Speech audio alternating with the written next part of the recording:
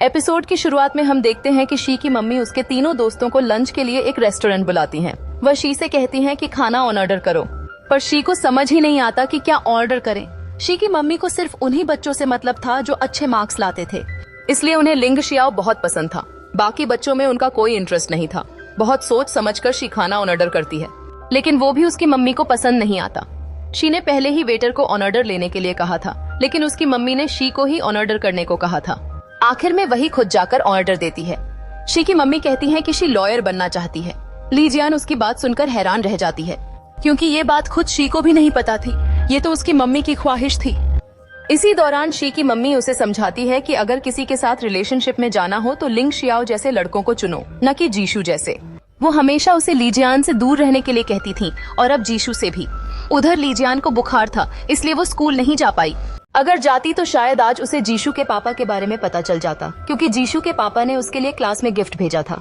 जीशु को लगा कि वो गिफ्ट लीजियान के पापा ने भेजा होगा, लेकिन जब उसे पता चलता है कि वो उसके अपने पापा ने भेजा था, तो वो गुस्से में अपने पापा को ढूंढने निकल पड़ता है। शी उसे देखकर उसका पीछा करती है। जीशु देखता है कि उसके दोस्तों को उसके पापा का भेजा खाना बहुत अच्छा लग रहा है, सब मजे से खा रहे हैं। वो सबका खाना उठा लेता है। इसी बीच शी को जीशु के असली पापा के बारे में कुछ सुनने को मिलता है। जीशु अपने पापा के सामने उनका दिया हुआ खाना फेंक देता है और उन्हें धमकी देता है कि आइंदा ऐसी हरकत न करें। वो उनसे कह देता है कि दोबारा उसके सामने न आए।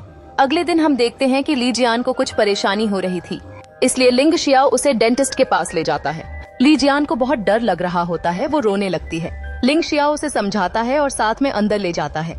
वो पूरा समय उसका हाथ पकड़े रखता है, जिससे ली जियान को हिम्मत मिलती है। जाते जाते लिंग शियाओ कहता है कि उसे उसके लिए डेंटिस्ट बनना पड़ेगा, ताकि उसे कभी डर न लगे या दर्द न हो।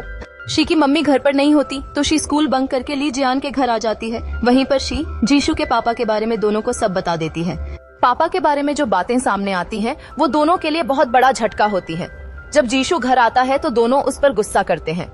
जीशु को पता चलता है कि शी ने उन्हें बताया था, तो वो गुस्से में कुछ भी बोल देता है। शी का दिल टूट जाता है और वो वहाँ से चली जाती है।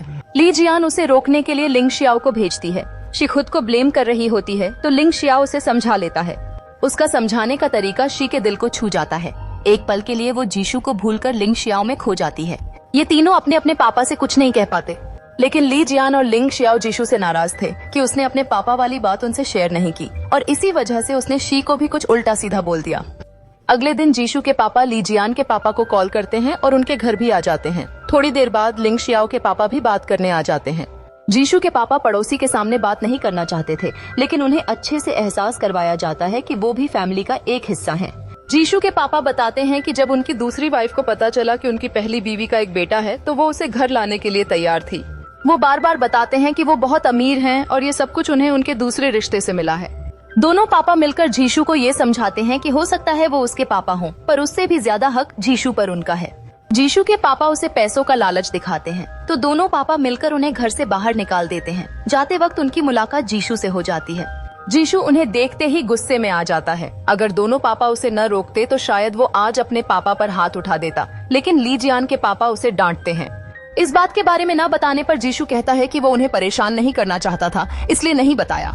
उसके पापा उसे समझाते हैं कि ये प्रॉब्लम सिर्फ उसकी अकेले की नहीं है, इसलिए वो ज्यादा तनाव न ले। अगर वो अपने पापा के पास नहीं जाना चाहता तो वो अच्छे वकील हायर करेंगे, उनके पास इतना पैसा है। उसे सिर्फ अपनी पढ़ाई पर ध्यान देना है। लिंग शियाओ के पापा भी जीशु को बहुत हिम्मत देते हैं। फिर सब मिलकर डिनर करते हैं। बाद में ली जियान के पापा जीशु से अकेले बात करने आते हैं। वो उसे समझाते हैं कि उसे किसी भी बात की टेंशन लेने की जरूरत नहीं है। उसका पापा उसके साथ है। खून के रिश्ते से ज्यादा प्यार के रिश्ते मजबूत होते हैं, इसलिए उन्हें बार बार समझाना पड़ता है और ये एहसास दिलाना पड़ता है कि वो हमारे लिए कितने इम्पोर्टेंट हैं। टैंगजी और उसके क्लासमेट्स एक टी कैफे में होते हैं। तभी उनकी फ्रूट टी का ऑर्डर आता है और सभी मिस टैंग का शुक्रिया अदा करते हैं, क्योंकि उसने सबको ट्रीट दी थी। टैंग गर्व से कहती है कि अब वह थोड़ा पैसा कमा रही है, इसलिए सबको ट्रीट देना उसके लिए कोई बड़ी बात नहीं। तभी एक लड़की उससे पूछती है कि मूवी शूट करना कैसा लगता है और क्या वो कभी फेमस सेलिब्रिटी जोशन से मिली है। टैंग बताती है कि नहीं, लेकिन आगे चलकर मिलना मुश्किल नहीं होगा। फिर वही लड़की उत्सुकता से पूछती है कि अगर किसी को फिल्म अकेडमी ज्वाइन करनी हो तो उसे क्या तैयारी करनी चाहिए। टैंग से पूछा जाता है कि क्या वो भी एक्ट्रेस बनना चाहती है। जब लड़की पूछती है क्या मैं क्वालिफाइड हूँ, तो टैंग थोड़ी संदेह भरी मुस्कान के साथ कहती है कि वह पक्के से नहीं कह सकती और एक एक्टिंग टेस्ट सजेस्ट करती है। 1 मिनट में रोकर दिखाओ। जब लड़की हाँ कहती है तो टैंग उसे बताती है कि एक्टिंग सिर्फ परफॉर्मेंस नहीं, इमोशन पर कंट्रोल भी है। तुम्हें कोई ऐसा पल या याद सोचनी होगी जो तुम्हें वाकई में दुखी कर दे। इसी बीच ली जियान फ्रूट टी का स्टेटस पूछने आती है और टैंग हंस रही होती है। जब उससे पूछा जाता है कि वो क्यों हंस रही थी तो वह कैजुअली कहती है कुछ नहीं। फिर वह कैजुअली सोचती है कि क्या उसे एक एक्टिंग ट्रेनिंग क्लास शुरू कर देनी चाहिए, क्योंकि अब स्टूडेंट्स किसी और को टीचर बुलाने लगे हैं। इस पर एक लड़की ताना मारते हुए कहती है कि सबको मिस टैंग से सीखना चाहिए। फिर एक और लड़की बोल पड़ती है कि जो जलते हैं उन्हें इग्नोर करो। और फिर वह टैंग के पास्ट के बारे में बताती है कि टैंग जी एक चाइल्ड स्टार रह चुकी है, उसके पास बहुत एक्सपीरियंस है, उसने कई कमर्शियल्स भी किए हैं। अगर वह काम न भी करे तो भी उसके पास अमीर पेरेंट्स का सपोर्ट है। उसके पापा लॉजिस्टिक्स बिजनेस में हैं और उसकी मम्मी एक वर्ल्ड टॉप 500 कंपनी में काम करती हैं। फिर वही लड़की कहती है कि टैंग जी की एक और क्लासमेट अब उसकी फुल टाइम एजेंट बनने वाली है, और जब टैंग पूरे देश की सुपर फेमस सेलिब्रिटी बन जाएगी तो क्लास के बाकी लोग किसी छोटे से रेस्टोरेंट में डिश वॉशर बन जाएंगे।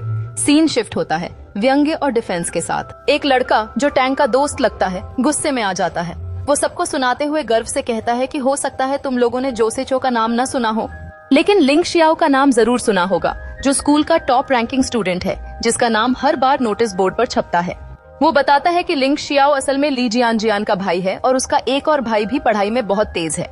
फिर वह आत्मविश्वास से कहता है कि डिश वॉशर का काम उन लोगों के लिए कभी नहीं था। टैंग हंसते हुए कहती है शायद मेरी किस्मत में एक खुश राइस वीविल बनना ही लिखा है, और अपनी फ्रेंड से कहती है चल फ्रूट टी भाइयों को दे आते हैं। इसी बीच ली जियान फ्रूट टी लेकर अपने भाइयों को देने के लिए जाने लगती है, और दूसरी लड़की कहती है कि वह क्लास जा रही है क्योंकि उसका होमवर्क अभी पूरा नहीं हुआ। ली जियान उसे कहती है कि टीचर से नाराज मत होना, मैंने उसे सॉरी बोलने को कहा है। लड़की कहती है कि वह नाराज नहीं है, बस सीरियसली पढ़ाई कर रही है क्योंकि उसकी मम्मी उसका होमवर्क चेक करेंगी। ली जियान जीशु को ड्रिंक देती है। जीशु का दोस्त भी उससे ड्रिंक मांगता है, पर वह कहती है कि ये तो सिर्फ अपने भाई के लिए लाई थी और किसी को नहीं देना था। उसके जाने के बाद जीशु कहता है कि एक बहन होना कितनी अच्छी बात होती है। उसका दोस्त बहुत जलने लगता है तो वो उसका ड्रिंक झूठा कर देता है, लेकिन जीशु स्ट्रॉ को उल्टा करके पीने लगता है, और यहीं पर ये एपिसोड खत्म हो जाता है। Till then take care, bye bye.